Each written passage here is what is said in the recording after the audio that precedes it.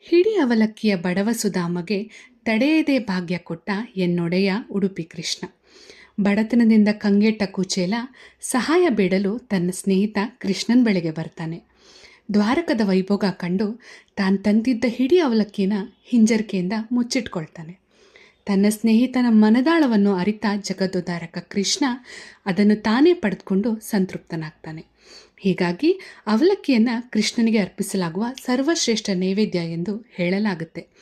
ಏನೇ ವೈಭೋಗ ಮಾಡಿ ಎಷ್ಟೇ ಆಡಂಬರದಿಂದ ಕೃಷ್ಣನಿಗೆ ನೈವೇದ್ಯಗಳನ್ನೆಲ್ಲ ಮಾಡಿ ಅರ್ಪಿಸಿದ್ರೂ ಒಂದು ಹಿಡಿ ಅವಲಕ್ಕಿ ಒಂದು ದಳ ತುಳಸಿಗೆ ಕೃಷ್ಣ ಒಲಿತಾನೆ.